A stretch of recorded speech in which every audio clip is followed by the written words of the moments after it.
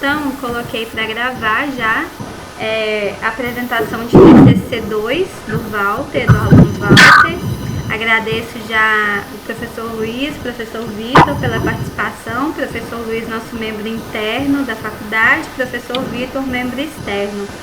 Walter, você vai ter 20 minutos para sua apresentação e quando você se sentir preparado, você pode começar. Tá bom, então. Vamos lá. Primeiramente, boa noite a todos, né? Vamos falar do tema do meu trabalho, né? A avaliação da importância dos dispositivos de proteção contra surtos, os DPS.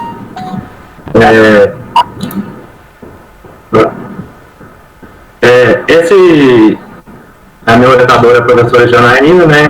O trabalho teve uma pequena modificação devido ao momento em que estamos, né? Mas ficou basicamente nessa mesma linha de avaliação da proteção dos equipamentos, né? Então, como todos sabem, nós sabemos, né? A energia elétrica é indispensável, né? Para inclusive até para a nossa apresentação que a gente está tendo aqui agora, é necessária a energia elétrica, né? E a proteção das instalações elétricas é algo muito importante para a engenharia, não só para a engenharia elétrica, mas para a engenharia civil também.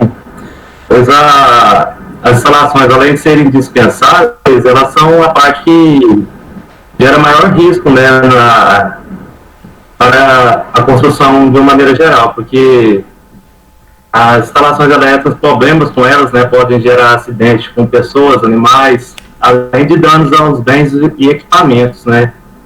E o foco desse trabalho, como a respeito da importância dos DPS, é focado na proteção dos equipamentos e aparelhos eletroeletrônicos, né.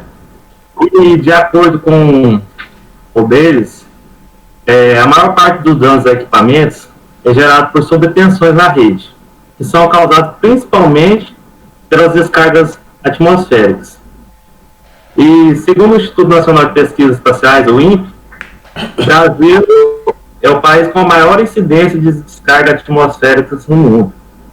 Cai cerca de 77,8 milhões de raios por ano aqui no país.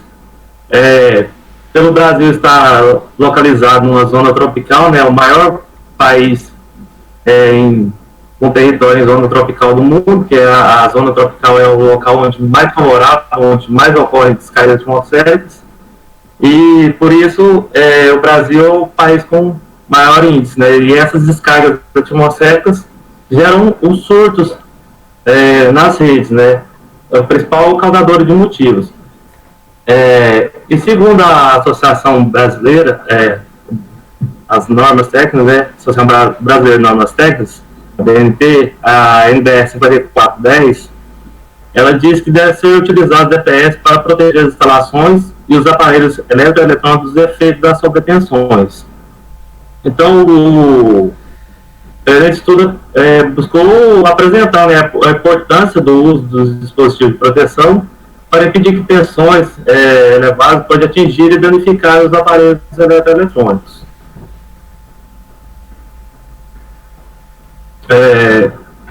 O presente trabalho foi realizado através de um levantamento biográfico, né, e no qual buscou dar ênfase à importância da utilização do DPS. A primeira etapa da revisão biográfica foi a respeito dos surtos, né, e sobretensões na rede de energia elétrica. Como elas são geradas, como são formadas, o que elas causam. De acordo com os autores Silva Neto e Obeires, as descargas atmosféricas são os maiores causadores de surto nas redes de distribuição elétrica, como já foi dito, né. Por esse motivo também foi feito um estudo sobre as descargas atmosféricas, como elas ocorrem, qual os danos que elas geram para os aparelhos, equipamentos eletroeletrônicos, né. Posteriormente foi realizado um estudo sobre os tipos de DPS disponíveis no mercado e também foi procedido um estudo sobre o componente eletrônico varistor, que é o componente não linear, que é mais utilizado pelos fabricantes como limitador de tensão, né, nos dispositivos. Os dispositivos utilizam esse equipamento, esse componente eletrônico varistor, para fazer serviço de identificação e desvio das correntes do surto.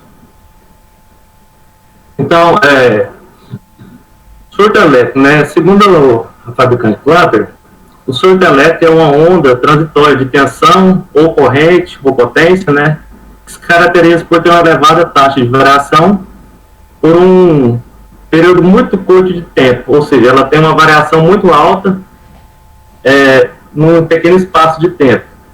Essas oscilações podem gerar danos, né, nos aparelhos, ou até a própria queima imediata, né, desses aparelhos.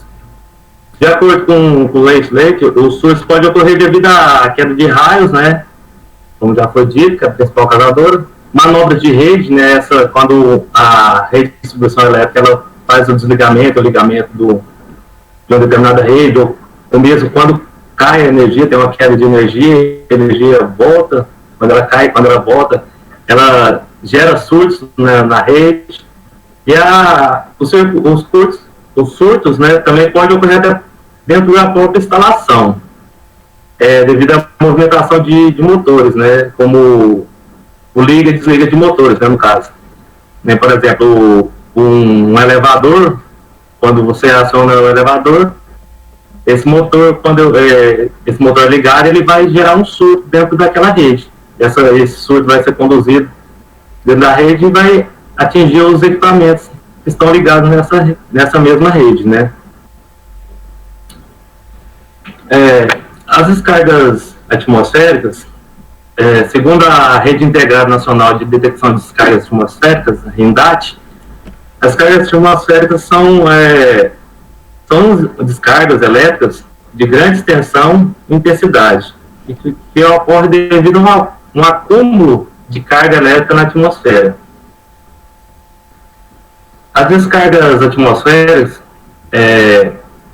ocorrem quando o campo elétrico produzido por essas cargas excede a capacidade isolante do ar, conhecido como rigidez dielétrica do ar, em um determinado ponto da atmosfera. Quando essas cargas se acumulam tanto em um determinado ponto da atmosfera,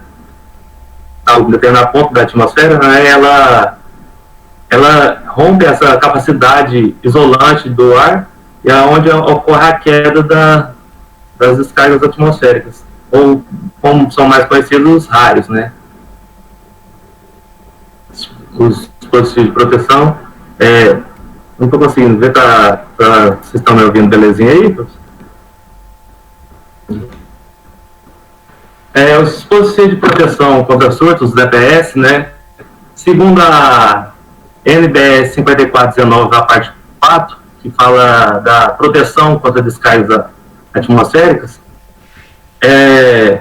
os DPS são os dispositivos destinados a limitar a sobretensão e desviar as correntes do surto, e deve conter pelo menos um componente não linear, que é aquele componente que na maioria dos casos é o varistor que é utilizado, né? Eu falei, os DPS são componentes utilizados para proteção exclusivamente dos aparelhos e equipamentos eletroeletrônicos. Eles fazem a proteção apenas dos aparelhos, né? Não protege pessoas ou animais. É focado principalmente nos aparelhos que são ligados, evitando a sua queima ou o seu desgaste, né? E os DPS são divididos no mercado em 3 classes. A classe 1, que são indicados para locais com risco de descargas diretas, como locais mais isolados, como as zonas rurais e locais que têm sistema de proteção contra descargas atmosféricas, né, os SPBAs. E os de classe 2 têm uma menor capacidade de descarga de corrente do que o classe 1, e ele é indicado para locais onde tem o risco de descargas indiretas. Então, para cidades, locais onde não tem sistema de proteção de descargas atmosféricas, né? E os de classe 3 são dispositivos de proteção com menor capacidade de descarga de corrente. Eles são utilizados o mais próximo do aparelho que você deseja proteger, porque os de classe 1 e 2, eles são instalados no quadro de distribuição principal e secundário, os quadros de circuito. Eles protegem as instalações elétricas dos surtos que vêm da rede externa à rede de fornecimento, né?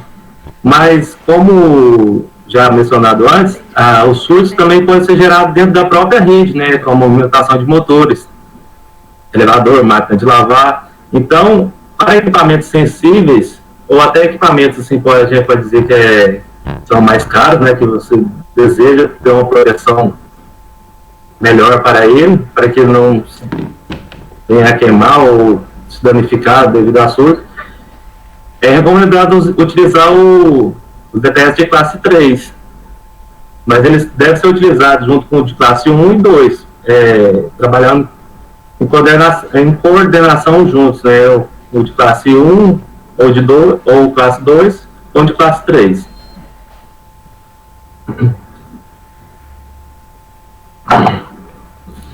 O dispositivo eletrônico varistor é um componente eletrônico de proteção caracterizado pela sua não linearidade em relação à lei de Ohm. Mais específica, a primeira lei de Ohm, né, que diz que a corrente, a tensão, no caso, né, diferença de potencial, é proporcional à corrente induzida naquele circuito, naquela rede. O que significa, né, que a resistência, no caso, seria constante. A resistência seria constante. No caso do varistor, que ele é um componente, ele não segue essa primeira lei de Ohm, ele varia essa resistência dele. Essa resistência dele não é constante. Ela varia conforme a tensão que é induzida nele, passa por ele, essa resistência se altera.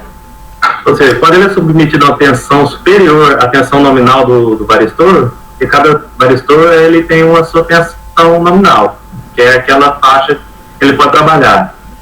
Acima daquilo, quando essa tensão é acima dessa tensão nominal, o varistor ele reduz a sua resistência quase que imediatamente.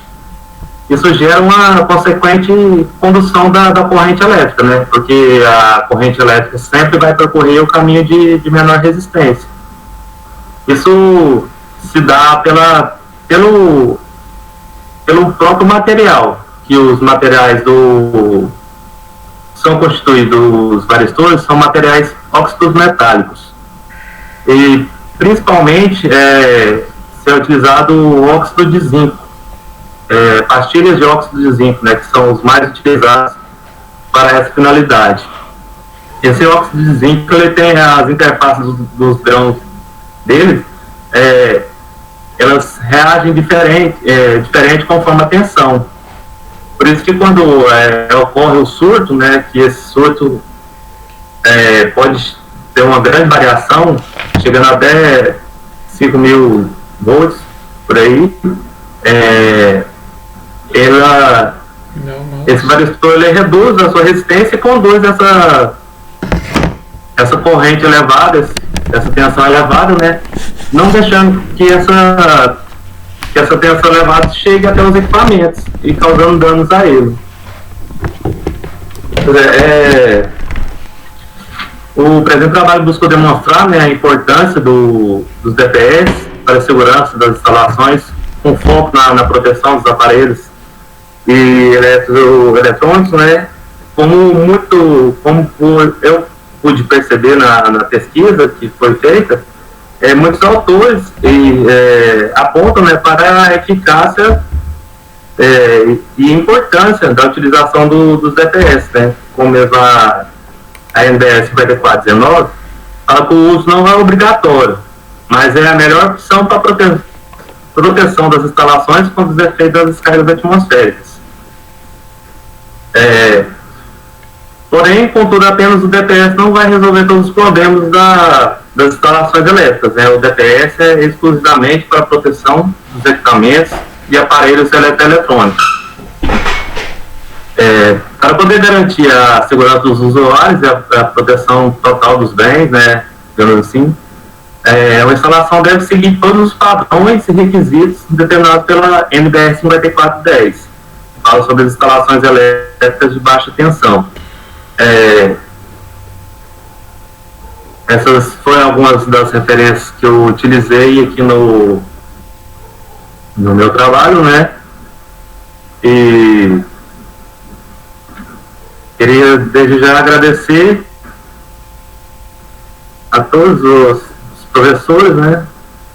Professora Janaína, minha orientadora, foi graças a ela que eu tive interesse por esse tema, né? Foi minha professora de instalações elétricas prediais, me surgiu esse interesse na parte de elétrica. Agradecer ao professor Vitor e ao professor Luiz por estar aqui na banca, me avaliando, e era isso que eu tinha para apresentar, e deixo agora para as considerações e sugestões dos senhores. Obrigada, Walter, pela apresentação. Você pode colocar naquele primeiro slide, por favor, naquele com o título do seu trabalho?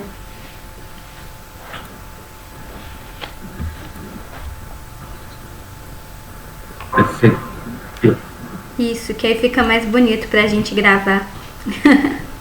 Então, agradeço novamente a presença do professor Luiz, do professor Vitor, e abro a palavra para eles. O que quiser começar, fique à vontade para fazer as considerações. Agora é o Vitor daquela...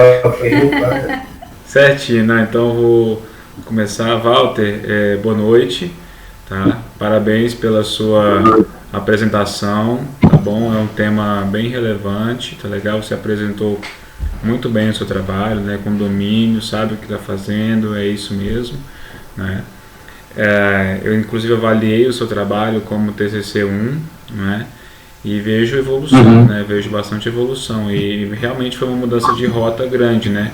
Pelo que era a proposta do TCC1 e o que aconteceu no 2, né? Na verdade, a sua proposta anterior era fazer o dispositivo, se eu não me engano, não era? Era criar um dispositivo de classe 3, né, integrado à tomada. Essa era a intenção. Era um projeto experimental, né, mas devido a nosso momento, teve que, não só isso, vários trabalhos teve que mudar para a revisão bibliográfica, né? Não, perfeito. Sem problema, né? Também tem o seu valor, né? Eu dei uma olhada no seu trabalho, tá muito bem escrito, tá legal? Eu achei assim a escrita, as palavras muito bem colocadas assim, vocabulário muito bom, né? Eu tenho só alguns comentários a tecer em alguns pontos específicos do texto, né? Principalmente quando tange ao resumo, né? Eu acho que você não precisa colocar no resumo ali que é uma revisão da literatura, né? Não, assim, ele fala assim no final, né? Assim, o presente trabalho que consta como uma revisão, você deixou muito claro ao longo do seu texto que o seu trabalho é uma revisão, né? Eu acho que não precisa tanto, acho que o leitor, ao ler o seu trabalho, ele já vai perceber que é uma revisão, né? Então você não precisa dar ênfase nisso, tira isso, né? Uma sugestão minha para vocês dois, né? Que se você tire isso, não há necessidade de se enfatizar desse tanto, né? Toma cuidado também quando você fala que os pesquisadores relataram e tudo, né? Porque quem tem que relatar no caso aí é você, né? Então você pode comentar que os autores fizeram alguns apontamentos, né? Mas não fala que eles relataram não, porque senão fica parecendo que foi outra pessoa que fez o trabalho, você entendeu?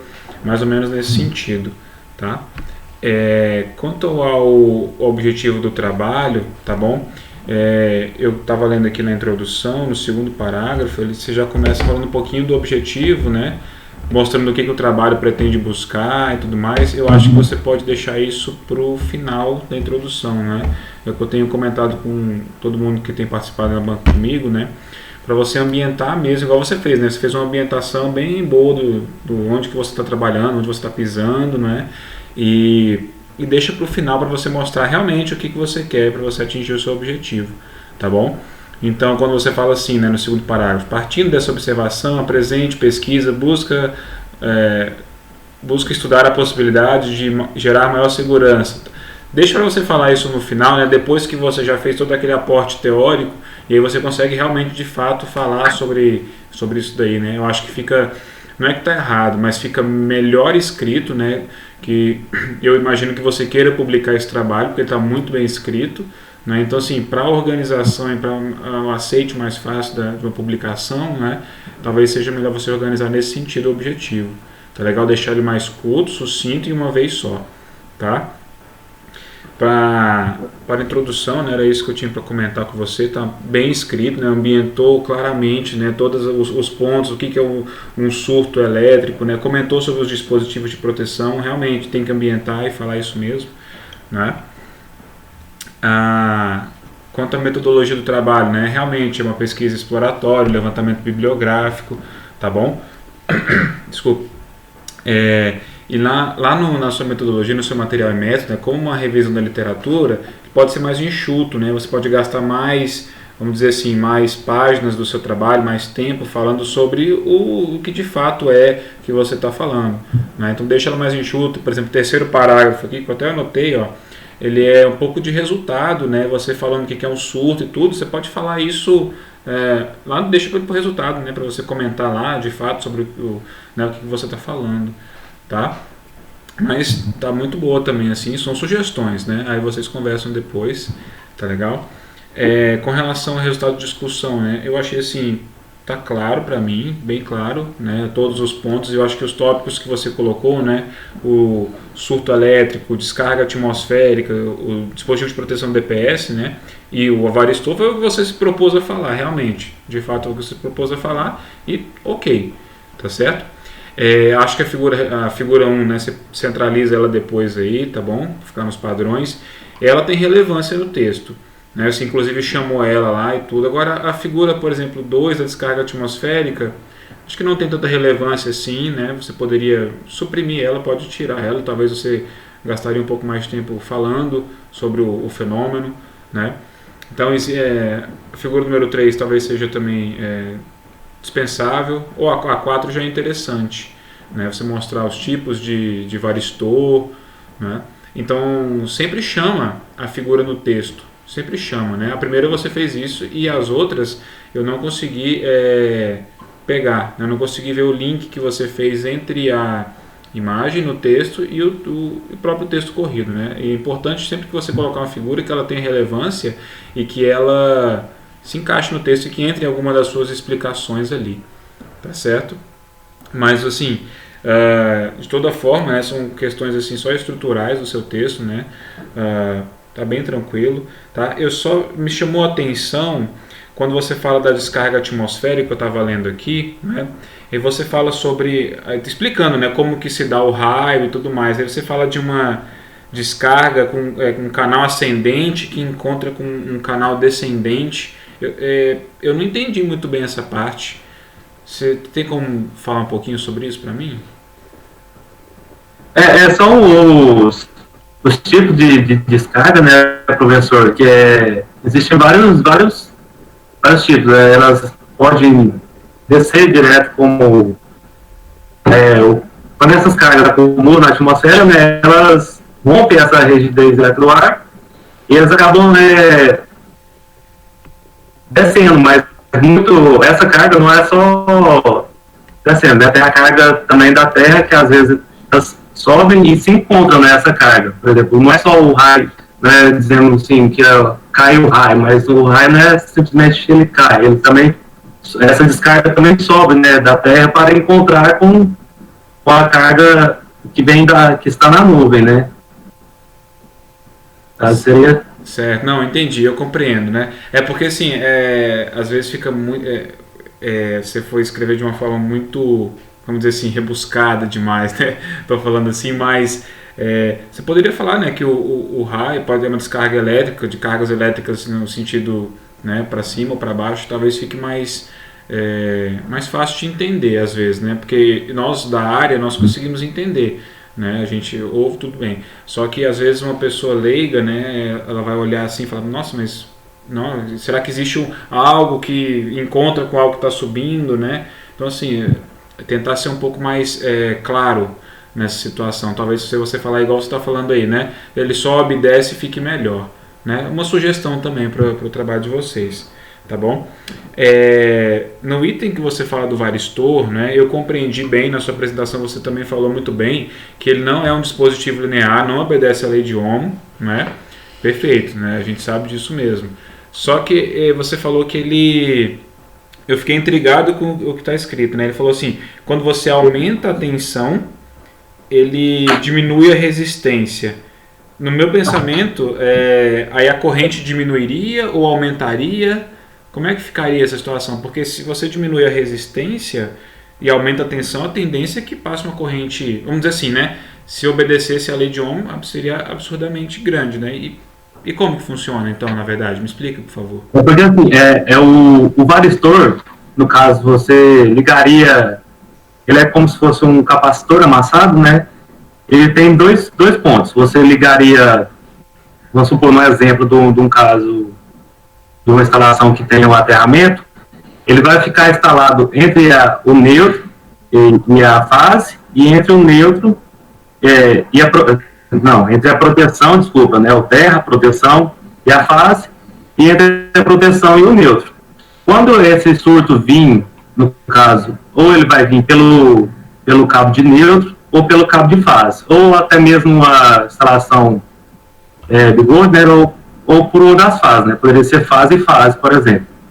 Quando o varistor, ele identifica essa sobretensão naquela fase ou no neutro, ele vai diminuir a sua resistência e vai desviar essa tensão do surto para o cabo de proteção, para o cabo neutro.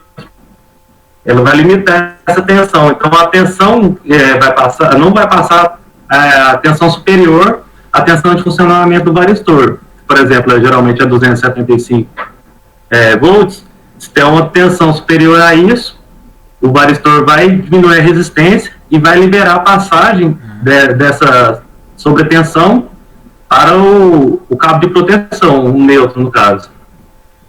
Por isso que eu disse no texto que ele reduz a sua resistência e conduz a corrente elétrica, mas estaria conduzindo para o cabo de proteção.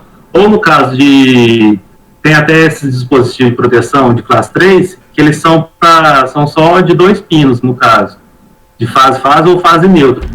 Se acaso aí nesse caso que eles são de 2 pinos, o varistor é instalado entre a fase e fase neutro, né? Ou seja, se o surto vir de um lado ou de outro, ele vai limitar essa tensão e vai escoar essa sobretensão pelo cabo que tiver menor potencial, no caso, se for um fase, né? Se tiver menor potencial, aquela sobretensão vai escoar, vai voltar por ele. Mas o ideal seria, nesse caso, trabalhar com o neutro, né? Porque quando aí ele abrir, né, passagem, esse surto ia ser desviado para o aterramento.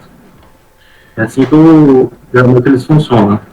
Perfeito. Pelas minhas pesquisas. Perfeito, assim, agora sim, agora faz sentido para mim. Inclusive, eu acho que você pode pôr isso no texto. Isso aí vai esclarecer muito qual que é o papel que você quer empregar do varistor na instalação elétrica. Esse papel é fundamental que você está falando, né? Essa proteção é fundamental. Então, elucide isso no seu texto, coloque exatamente o que você falou. Perfeita a sua explicação, né? Está bem compreensível. Então, se você colocar, nesse momento que você fala do varistor, né, quando você fala da questão do comportamento dele não linear e tudo mais, vai ficar completo o seu texto, né? E por fim, acredito assim que foi um trabalho muito bom, né? Minhas considerações são essas. Eu sei do seu empenho, né? Eu sei que essa parte te interessa muito, né? Então siga nesse caminho, né? Continue fazendo trabalhos bons como você fez esse, por exemplo. Vamos publicar esse trabalho aqui, tá? Faça as correções com o seu orientador e publique esse trabalho, tá legal? É bom para o seu currículo, é bom para o currículo da faculdade, para os professores, tá? Publique, tá um trabalho muito bom, tá certo? Agradeço e parabenizo novamente pela apresentação. Eu que agradeço, professor. Professor Luiz, fique à vontade. Bom, obrigado aí pelo convite, né, para participar da banca. O Walter, que é um excelente aluno nas disciplinas minhas de cálculo, né, e parabenizo ele, que vai ser um grande engenheiro aí, pelo menos nessa área de cálculo aí, você está sempre na frente, né, na sala de aula. E não sei se é o seu caso, mas o meu, que também sou projetista, sou calculista, quem é calculista tem muita dificuldade de escrever. Eu não sei se é o seu caso. Mas, assim, eu tenho poucas considerações a respeito do seu trabalho. As questões de formatação eu vou mandar para o seu orientador, né? Não vou ficar entrando nos detalhes aqui, não, para não tomar tempo. Vamos direto ao assunto. Então, a primeira coisa era essa dúvida que eu tinha, que o Vitor teve aí também. Mas, pela explicação sua, eu vou tentar falar, ver se eu entendi. Porque tinha falado que se aumentar a tensão, a resistência ia reduzir, né? E se a resistência ia reduzir, automaticamente a corrente vai aumentar. Então, vai piorar a situação para o aparelho. Mas, pelo que eu entendi, vai reduzir a resistência do caminho que vai para a Terra, né? Isso.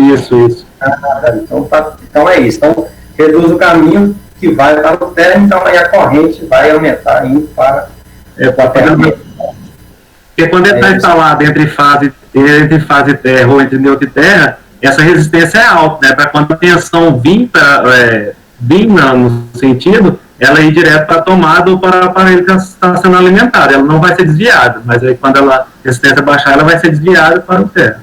Então ela reduz a resistência do desvio, né? Isso. Não faz sentido. Então eu também tive essa dúvida aí. Bom, agora em relação ao trabalho, eu senti que você falou muito dos raios, né, dos surtos, e falou pouco dos dispositivos. Eu senti isso, que como é um tema, a importância do uso dos dispositivos, né? Então eu achei que deveria focar mais nos dispositivos e menos nos surtos, na questão da queda de raio.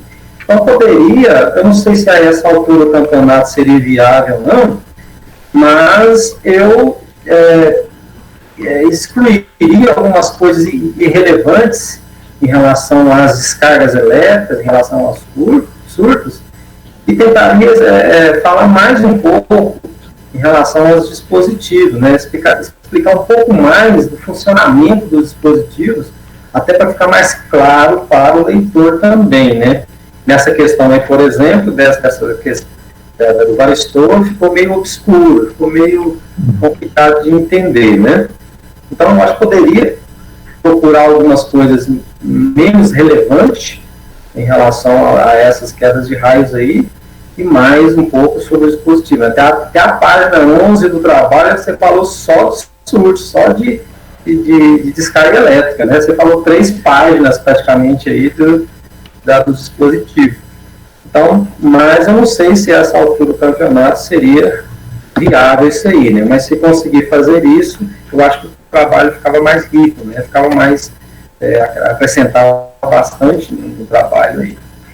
Mas foi muito bem escrito, a formatação, foi poucas coisinhas que eu coloquei lá, inclusive essa da imagem que o Vitor falou aí, né? Na primeira ela foi citada no texto, na segunda, na terceira não foi citada, né?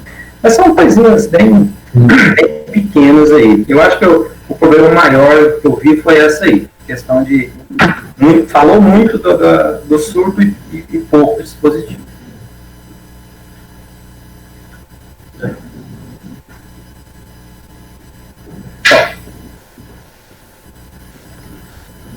Só isso. Não, sim, eu vou procurar focar mais, porque também, além dos dispositivos, né, eu falei também, além dos dispositivos de proteção, eu falei do Brainstorm também, que seria, no caso, em alguns autores, eles não citam como DPS, citam apenas como Brainstorm, né? Mas do DPS também eles podem ser de outros, feito de outros componentes, sem ser o Varistor, né? O mais usual e o que dizem ser o melhor é o Varistor, mas ele também pode ser por centelhador, né, por diodo. Mas assim, eu fiz essa divisão, mas eu realmente acho que focou um pouco mais no surto, né, que seria, no caso, a causa do que na solução, né? Isso. Mas, agradeço. Da causa e menos da importância da proteção. Uhum. Mas o trabalho ficou bom, eu acho que ficou bem escrito, ficou pouca coisa de erro, de formatação, assim, eu acho que ficou bacana. Parabéns para você. Muito obrigado, professora. Parabéns, Walter, pelo seu trabalho.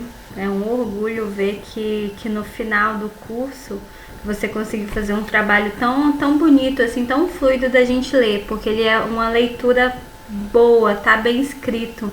Como disse o professor Luiz, você também tem dificuldade de escrita. Então, os nossos primeiros trabalhos eram uma tormenta, tanto para mim quanto para você, porque quando eu corrigia você não gostava muito. Então, foi uma evolução muito grande que você teve nesse trabalho. Do TCC1 para o TCC2, mesmo a gente tendo que mudar o foco por causa da situação que a gente está passando agora.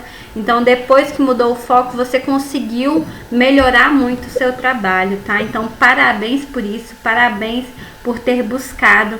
A gente consegue ver, enquanto você está falando, o conhecimento que você tem sobre o assunto. Então, que você realmente pesquisou. Então, nós vamos fazer o seguinte. Agora, a gente vai trabalhar em cima dos que os professores falaram. E aí, a gente vai... Eu peço que você saia um pouco para a gente poder discutir a sua nota. E daqui a pouco eu falo para você voltar para a reunião, tá bom? Aí, quando eu falar lá, dá ok, aí você volta para a reunião. Aí, por enquanto, eu peço para você sair para a gente poder discutir a nota. Ok.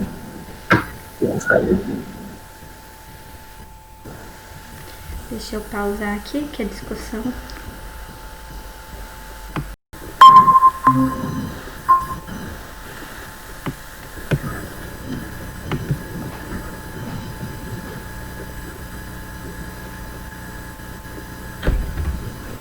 Oi, Walter. Tudo bem? Tô nervoso, né? Tendo a apresentação, muito nervosismo, né? Nem deu para transparecer que você tá nervoso. Você apresentou super bem. Então, olha só, as considerações dos professores, que é o que a gente vai ter que alterar no trabalho, e depois a gente pode conversar sobre isso. A gente vai pegar o arquivo que o professor Luiz vai mandar, que o professor Vitor vai mandar, e aí a gente faz as alterações em cima disso, tá bom?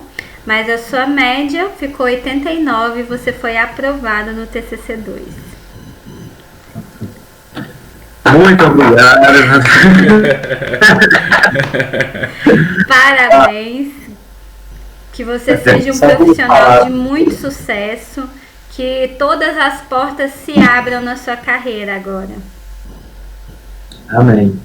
Eu gostaria de agradecer do fundo do meu coração a vocês, professores, não só pela participação na banca, pela senhora ser minha orientadora, mas também pela grande contribuição no engenheiro que eu sou hoje, né? Porque esse aí é um dos passos finais. Daqui a poucos dias a gente já pode ser considerado engenheiro, né?